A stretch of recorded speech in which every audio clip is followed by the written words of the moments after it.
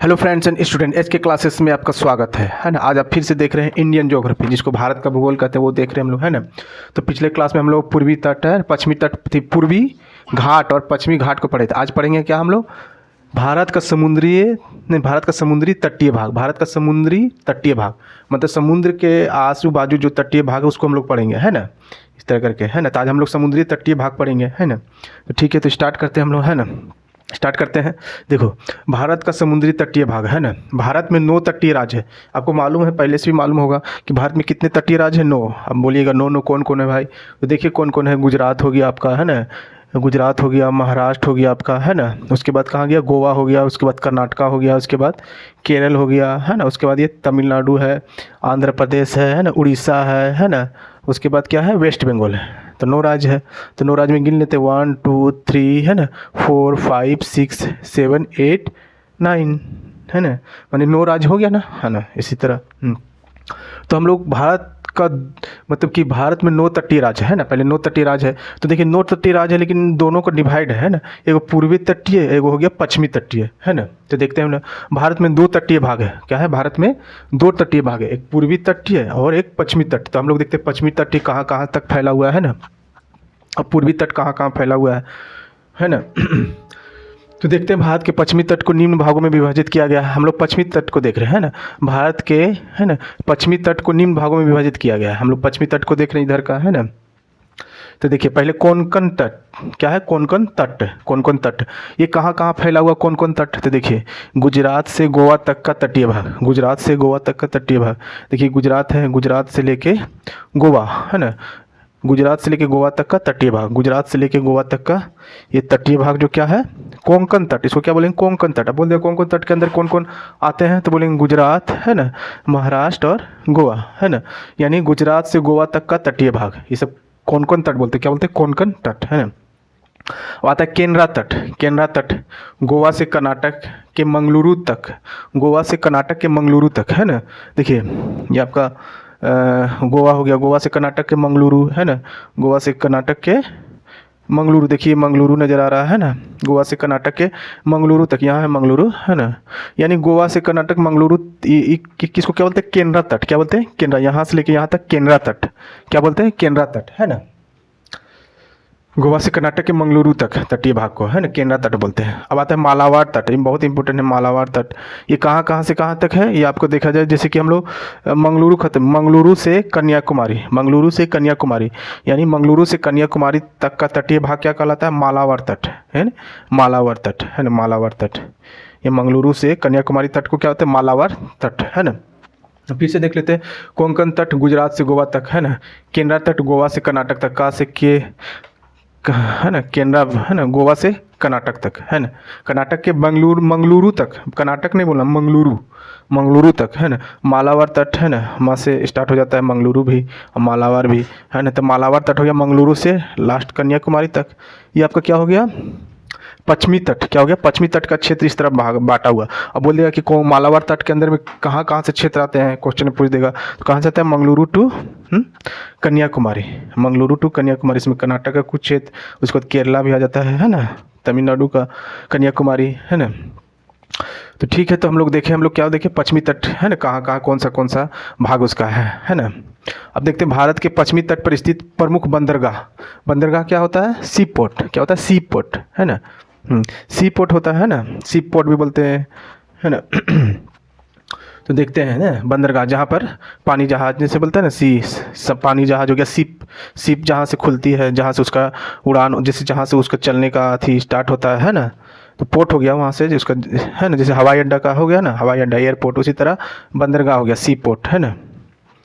तो देखिए भारत का पश्चिमी तट पर स्थित प्रमुख बंदरगाह क्या है ना, प्रमुख बंदरगाह कांडला। देखिए इंपॉर्टेंट है, कांडला गुजरात में है, कांडला गुजरात में है ना।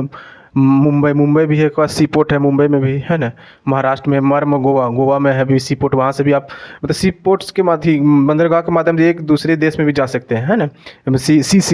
शिप के द्वारा, पानी जहाज के द्वारा अब दूसरे देश में भी जा सकते हैं, जैसे एयर के द्वारा जा सकते हैं, पानी के जहाज के द्वारा जा सकते हैं, बाई रोड के द्वारा जा सकते हैं, ट्रेन के द्वारा जा सकते हैं, है ना। तो उसी तरह ये हो गया प्रमुख बंदरगाह। बंदरगाह माने सी पोर्ट, मतलब पानी जहाज का जो जहाँ से खुलती है ना। कांडला हो गया गुजरात, मुंबई हो गया महाराष्ट्र, मर्मगोवा हो गया गोवा, मंगलुरु हो गया कर्नाटक, देखिए मंगलुरु हो गया कर्नाटक, कोच्चि हो गया केरला, नहवा सोवा हो गया महाराष्ट्र, नहा सोवा हो गया क्या महाराष्ट्र, नहावा सोवा हो गया महाराष्ट्र। इतना मतलब क्या है, पश्चिमी तट पर स्थित है बंदरगाह। बंदरगाह सी पोर्ट है ना, सी पोर्ट इतना बंदरगाह मतलब यहाँ पर स्थित है पश्चिमी तट में। आप बोल देगा कि कांडला कहाँ, कौन सा तट का बंदरगाह है, तो बोलना पड़ेगा पश्चिमी तट। इस तरह पूछता पश्चिमी तट। अब पूछ दे कांडला कौन सा राज्य में है, गुजरात, मुंबई महाराष्ट्र, मर्मगोवा गोवा, मंगलुरु कर्नाटका, कोच्चि केरला, नहवा सोवा महाराष्ट्र। नहवा सोवा महाराष्ट्र भी है ना। तो ये हो गया आपका क्या, बंदरगाह है ना। ये आप पढ़ा रहे थे क्या, पश्चिमी तट है ना, पश्चिमी तट है ना। अब देखेंगे हम लोग क्या, पूर्वी तट है ना। पूर्वी तट देखते हैं हम लोग। मैप को जरूर रखिएगा, मैप से आपका आधा जो क्या बोलते हैं भूगोल खत्म हो जाएगा, आधा क्या पूरा मैप से सब तो है ना। भारत के अब देखते हैं, भारत के पूर्वी समुद्र तटीय को निम्न भागों में भागा गया। पूर्वी तट हम लोग भारत के पूर्वी समुद्र तटीय को निम्न भागों में बांटा गया। अब देखते हैं जैसे उसका भी भाग था ना, बांटा गया था इसको, जैसे मालाबार था तो इसका कोरोमंडल तट है ना। कोरोमंडल तट कहाँ से स्टार्ट किया, कन्याकुमारी से कृष्णा डेल्टा तक का तटीय भाग, कन्याकुमारी से कृष्णा डेल्टा तक का तटीय भाग है ना। जैसे कि कन्याकुमारी से हो गया, कन्याकुमारी से कृष्णा डेल्टा तक का है ना। कृष्णा डेल्टा मत समझिए कि कृष्णा नदी कहाँ है ना, आंध्र प्रदेश कहीं है ना उधर, जिससे तो उस तरह करके कृष्णा डेल्टा, जहाँ डेल्टा बनाता है कृष्णा नदी का डेल्टा, वहाँ तक वो सीमित है, उसका कोरोमंडल तट बोलते हैं है ना। अब आता है गोलकुंडा तट है ना, इसमें राज्य भी तमिलनाडु आंध्र प्रदेश तक करके भी आ सकता है। अब गोलकुंडा तट ये कृष्णा डेल्टा, जहाँ कृष्णा डेल्टा बनती है वहाँ से गोदावरी डेल्टा तक गोदावरी डेल्टा तट तक क्या बनता है, गोलकुंडा तट रहता है ना। उसका क्षेत्र बांटा हुआ है पूर्वी तट का। गोलकुंडा तट हो गया कृष्णा डेल्टा से गोदावरी डेल्टा तट का तटीय भाग। अब आता है उत्तरी सरकार तट गोदावरी है तटीय भाग से, गोदावरी तटीय भाग से लेकर उत्तरी तटीय भाग तक, मतलब गोदावरी तटीय भाग से मान लीजिए आंध्र प्रदेश में गोदावरी नदी है, वहाँ से लेकर वेस्ट बंगाल तक जो है उसका जो है अंतिम तक है ना, उत्तरी तटीय भाग तक है, यहाँ तक वेस्ट बंगाल का तटीय भाग तक है ना यहाँ। यानी इसको भी 3 भागों में बांटा गया है। देख लेते हैं पहला कोरोमंडल तट कन्याकुमारी से कृष्णा डेल्टा तक का तटीय भाग, कन्याकुमारी से कृष्णा डेल्टा तक का। उसके बाद गोलकुंडा है ना। बोल देगा कोरोमंडल तट किस भाग में है, पूर्वी तटीय भाग में कि पश्चिमी तटीय, तो पूर्वी तटीय भाग में। इस तरह भी पूछता है। गोलकुंडा तट कृष्णा डेल्टा से गोदावरी डेल्टा तक का तटीय भाग है ना। उत्तरी सरकार तट गोदावरी तटीय भाग से लेकर उत्तरी तटीय भाग तक, गोदावरी तटीय भाग से लेकर उत्तरी तटीय भाग तक, यही आपका हो गया है ना। कोरोमंडल, गोलकुंडा, उत्तरी सरकार तट है ना। इसका भी 3 भाग हो गया है ना। अब आते हैं भारत के पूर्वी तट पर स्थित प्रमुख बंदरगाह। अब देखे थे पश्चिमी में बंदरगाह, अब पूर्वी तट पर स्थित बंदरगाह देखते हैं हम लोग कौन कौन है। जैसे पारादीप उड़ीसा में है, पारादीप है ना बंदरगाह, कहाँ उड़ीसा में।